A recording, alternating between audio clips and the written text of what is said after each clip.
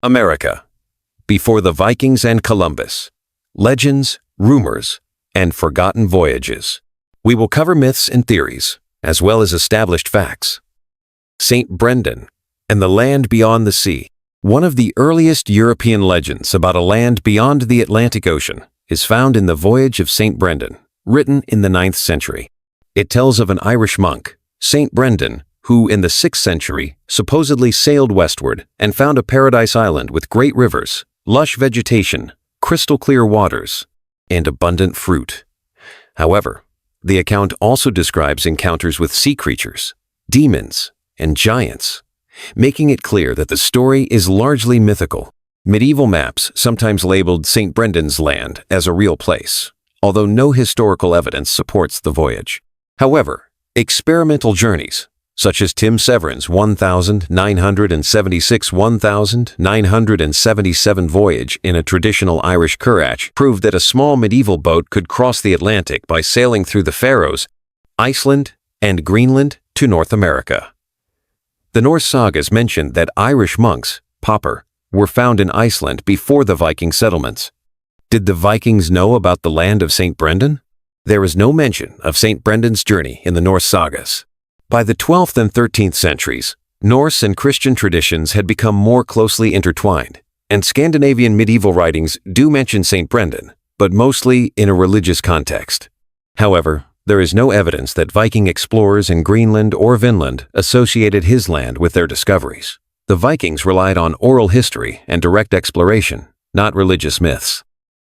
The Chinese. Did Zheng He's fleet reach the Americas? The great Chinese admiral Zheng He led large-scale maritime expeditions in the early 15th century. Some theories suggest that Chinese explorers may have reached the Americas before Columbus. However, the official Ming Dynasty records that describe Zheng He's voyages focus on Asia and Africa, not the Americas. No known Chinese texts from that time confirm such a voyage, and no archaeological evidence supports Chinese contact with pre-Columbian America. Some theories suggest that seafarers from West Africa may have reached the Americas before Columbus. Proponents point to similarities in pre-Columbian art and reports that Mansa Abubakari II, ruler of Mali, embarked on an Atlantic expedition in the 14th century. However, there is no hard evidence to support contact with Africa. Another theory claims that Roman or Carthaginian ships, having gone off course, could have reached the Americas centuries earlier. Some ancient amphorae and coins have been found in the New World, but their origins remain controversial, and most scholars attribute them to modern contamination rather than ancient voyages. Avalon, Lost Island or America. The legendary island of Avalon, associated with Arthurian myths, has been described as a distant, mystical land where King Arthur was taken for healing. Some have suggested that the idea of Avalon may have been influenced by rumors of Western lands, including Norse knowledge of Vinland. However, this remains purely speculative, as no historical records link Avalon to the Americas.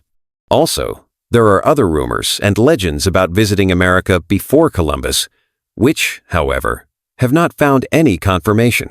An example is the legend of the Welsh prince Madoc, who in 1170 founded a settlement in America, the inhabitants of which later mixed with the Indians and even influenced their language.